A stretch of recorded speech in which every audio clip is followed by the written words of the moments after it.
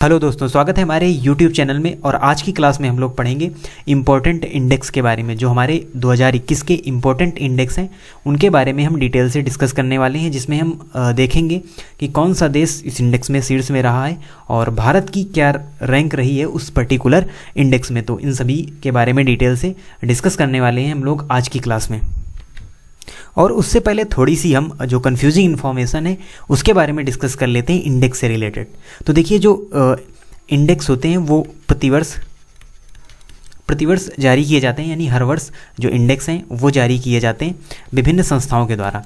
तो देखिए, इनका जो डाटा है वो भी बदलता रहता है, जो आंकड़े हैं वो भी साल दर साल बदलते रहते हैं। इसीलिए आपको अपडेटेड रहना बहुत ज़रूरी है इन इंडेक्सेस से रिलेटेड। तो अभी हम आज की क्लास में जो हम इंडेक्स पढ़ेंगे वो मार्च 2021 तक के इंडेक्स होंगे, यानी अभी तक जो भी इंडेक्स जारी किए गए हैं उनके बारे में डिस्कस करेंगे मार्च 2021 तक। और फिर जैसे आगे इंडेक्स आते जाएंगे तो फिर हम अपने करंट वाली क्लास में उसको भी डिस्कस करते रहेंगे। तो देखिए, यहाँ पर जो आपको इंडेक्स पढ़ाए जाएंगे वो पूरी तरीके से अपडेटेड हैं, यानी मार्च 2021 तक जो भी इंडेक्स जारी किए गए हैं सभी के बारे में हम पढ़ेंगे। क्योंकि क्या होता है कि कुछ इंडेक्स यानी जो 2020 वाले हैं और 2020 में ही जारी किए गए हैं तो उनके बारे में भी पढ़ेंगे, एक दो हैं शायद उसमें। और कुछ इंडेक्स ऐसे होते हैं जो 2020 के होते हैं, यानी उनके आगे आपको 2020 लिखा मिलेगा लेकिन वो जारी 2021 में किए जाते हैं। कई सारे इंडेक्स हम पढ़ेंगे जो कि 2020 के हैं बट जारी 2021 में ही किए गए, क्योंकि पूरे साल का जब डाटा होगा तभी इंडेक्स को जारी किया जाता है। तो इनमें आपको कंफ्यूज बिल्कुल भी नहीं होना है। आपको जो अपडेटेड इन्फॉर्मेशन है उससे रिलेटेड वो आपको याद रखनी है। तो आज की क्लास में हम पूरी तरीके से अपडेटेड इंडेक्स हैं वो पढ़ने वाले हैं मार्च 2021 तक। तो हम टोटल 10 इंडेक्स के बारे में पढ़ेंगे, जिनमें 2 इंडेक्स होंगे 2020 के और बाकी जो 8 इंडेक्स हैं वो सभी 2021 में ही रिलीज किए गए हैं, 2021 में ही जारी किए गए हैं। तो चलिए देखते हैं सबसे पहला जो हमारा इंडेक्स है उसके बारे में। तो इसमें सबसे पहला इंडेक्स है हमारा वर्ल्ड प्रेस फ्रीडम इंडेक्स, यानी विश्व की जो प्रेस है उसकी स्वतंत्रता के हिसाब से ये इंडेक्स जारी किया जाता है, जो कि 2020 का इंडेक्स है और इसे जो 2020 में ही जारी किया गया था वर्ल्ड प्रेस फ्रीडम इंडेक्स।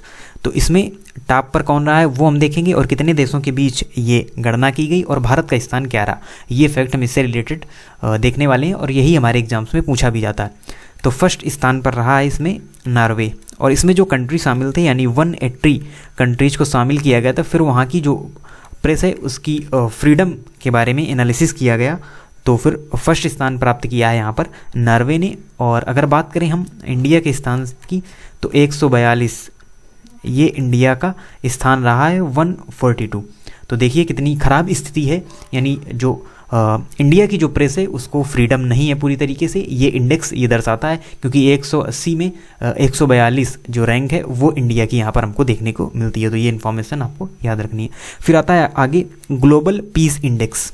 तो इसका हिंदी में ये मतलब है कि विश्व में शांति के हिसाब से ये इंडेक्स जारी किया जाता है, यानी किस देश में कितनी अधिक शांति है उसको पैमाना मान के ये इंडेक्स जारी किया जाता है। तो 163 कंट्रीज में ये तुलना की गई, यानी ये इंडेक्स जारी किया गया और इसमें फर्स्ट स्थान पर रहा है आइसलैंड,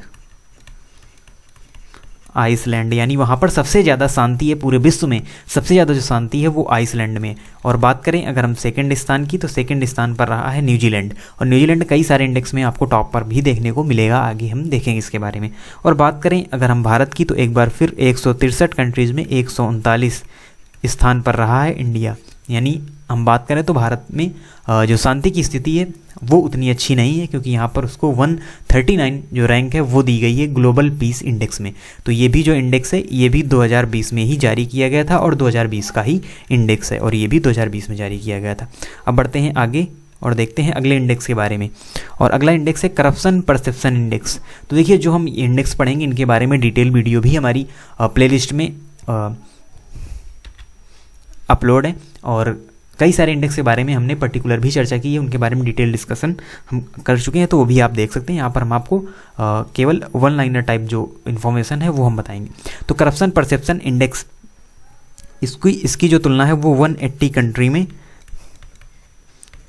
180 कंट्रीज को इसमें रखा गया करप्शन परसेप्शन इंडेक्स, यानी किस देश में सबसे कम करप्शन है उसके हिसाब से इस रैंकिंग को जारी किया गया। और ये जारी की यानी ये जो इंडेक्स है वो जारी किया जाता है ट्रांसपेरेंसी इंटरनेशनल, ये एक संस्था है जिसके द्वारा ये इंडेक्स जारी किया जाता है। तो इसमें क्या देखा जाता है, किस देश में कितना कम करप्शन है उस हिसाब से रैंक जारी की जाती है। तो इसमें फर्स्ट स्थान मिला है यहाँ पर न्यूजीलैंड को, न्यूजीलैंड और डेनमार्क को यहाँ पर प्रथम स्थान मिला है। और बात करें अगर इंडिया की, तो 86 नंबर पर इंडिया यहाँ पर रहा है, यानी जो भारत की रैंक है वो 86 रही है करप्शन परसेप्शन इंडेक्स में। तो आप देख भी सकते हैं कि बहुत सारा करप्शन है इंडिया में, इसीलिए इसकी जो रैंक है वो भी हमको 86 देखने को मिलती है करप्शन परसेप्शन इंडेक्स में। और ये इंडेक्स 2020 इसमें ज़रूर लिखा हुआ है, लेकिन ये 2021 में जारी किया गया है, यानी अपडेटेड जो करप्शन परसेप्शन इंडेक्स है वो आप यहाँ पर देख सकते हैं। डेमोक्रेसी इंडेक्स 2020 अगला जो हमारा इंडेक्स आता है, तो इसमें 167 कंट्रीज को शामिल किया गया, 167 कंट्रीज को इसमें शामिल किया गया। और ये जो इंडेक्स है ये जारी किया जाता है द इकोनॉमिस्ट इंटेलिजेंस। तो ये भी एक संस्था है जिसके द्वारा डेमोक्रेसी इंडेक्स जारी किया जाता है, यानी लोकतंत्र के हिसाब से ये जो इंडेक्स है वो जारी किया जाता है, यानी किस देश का जो लोकतंत्र है वो यहाँ पर कितना अच्छा है, यानी वहाँ पर जो लोकतंत्र के जो नियम हैं, जो रूल हैं, वो किस प्रकार फॉलो किए जा रहे हैं, उसके हिसाब से ये इंडेक्स को जारी किया जाता है। जिसमें फर्स्ट स्थान पर रहा है एक बार फिर नॉर्वे और सेकंड स्थान पर आइसलैंड। तो नॉर्वे और आइसलैंड एक बार सबसे अच्छे डेमोक्रेटिक कंट्रीज यहाँ पर आप कह सकते हैं। तो इसमें फर्स्ट स्थान मिला है नॉर्वे और सेकंड आइसलैंड। और भारत की स्थिति रही है 53, यानी भारत का स्थान यहाँ पर 53वां रहा है डेमोक्रेसी इंडेक्स में। अब आगे बढ़ते हैं और देखते हैं हेनले पासपोर्ट इंडेक्स 2021।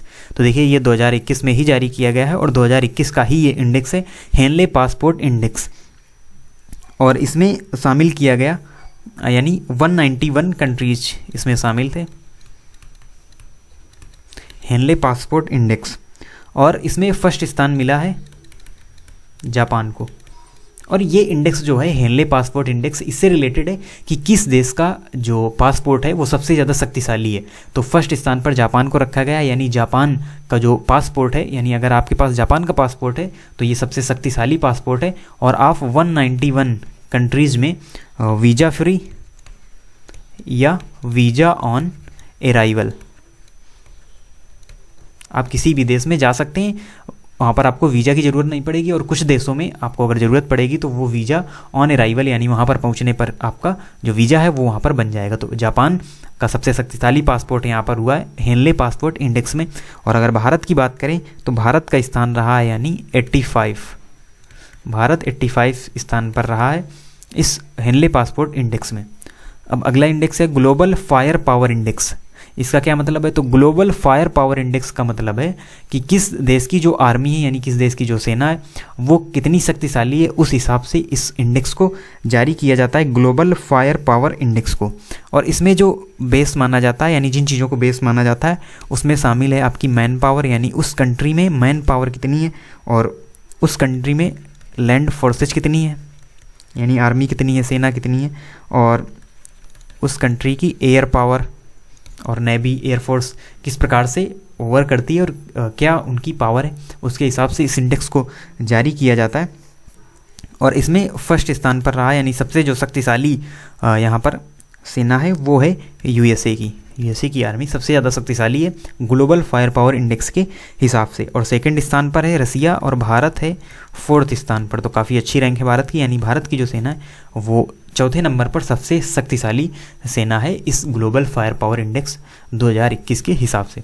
बढ़ते हैं अगले इंडेक्स की ओर और अगला इंडेक्स है यहाँ पर ग्लोबल क्लाइमेट रिस्क इंडेक्स।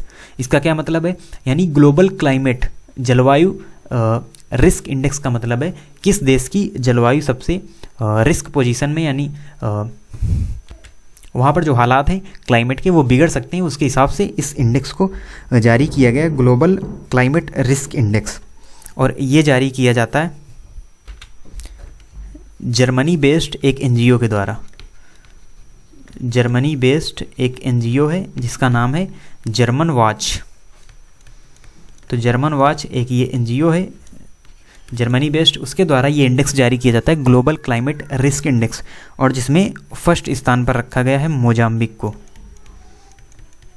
यानी यहाँ पर क्लाइमेट का कितना रिस्क है उस हिसाब से इस इंडेक्स को जारी किया जाता है, तो फर्स्ट स्थान पर रहा है मोजाम्बिक। और बात करें अगर हम भारत की, तो 7th पोजीशन पर भारत है, यानी भारत में जो जलवायु की स्थिति है वो भी काफ़ी क्रिटिकल है इस इंडेक्स के अनुसार, क्योंकि भारत में 8 साइक्लोन हमको देखने को मिले हैं, यानी 8 बड़े बड़े साइक्लोन आए, जिससे क्लाइमेट में काफ़ी रिस्क यानी क्रिटिकल पोजीशन देखने को मिलती है हमको, इसीलिए 7वें स्थान पर रखा गया है भारत को। अब आगे देखते हैं, अगला जो हमारा इंडेक्स है कोविड-19 परफॉर्मेंस इंडेक्स 2021। तो ये पहली बार ही ये इंडेक्स जारी किया गया, क्योंकि कोविड-19 अभी पिछले वर्ष ही तो फैला है, यानी 2020 में ही तो पूरी तरीके से फैला है। तो 2020 के पूरे डाटा को एनालिसिस करके फिर कोविड-19 परफॉर्मेंस इंडेक्स को रिलीज किया गया।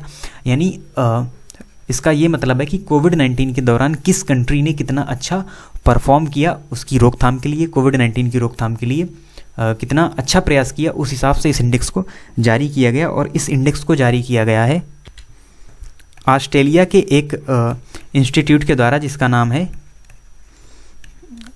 Levy institute.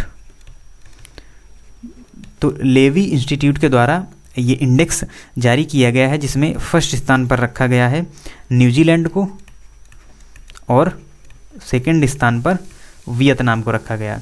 इसका क्या मतलब है, यानी जो न्यूजीलैंड है उसने काफ़ी अच्छा परफॉर्म किया कोविड-19 के दौरान, और सबसे पहले वहीं से जो कोविड-19 के केस हैं वो आना बंद हो गए थे, क्योंकि बहुत ही अच्छी तरीके से वहाँ की जो लेडी प्राइम मिनिस्टर थी उन्होंने काफ़ी अच्छे प्रयास किए इसको रोकने के लिए, और उन्होंने सभी जगह की जो फ्लाइट्स हैं वो भी बैन की, और एक अच्छा जो शासन है वो देखने को मिला, अच्छा परफॉर्मेंस देखने को मिला न्यूजीलैंड का इस कोविड-19 के दौरान, इसीलिए उसको फर्स्ट प्लेस पर रखा गया है इस इंडेक्स में। और बात करें वियतनाम की, तो वियतनाम ने भी काफ़ी अच्छा परफॉर्मेंस किया इस कोविड-19 के दौरान, क्योंकि वियतनाम तो काफ़ी चीन के पास में ही है, और चीन से ही जो शुरुआत हुई थी इस वायरस की, कोविड-19 वायरस की। तो देखिए पास में होते हुए भी वियतनाम ने काफ़ी अच्छा परफॉर्म किया कोविड-19 के दौरान।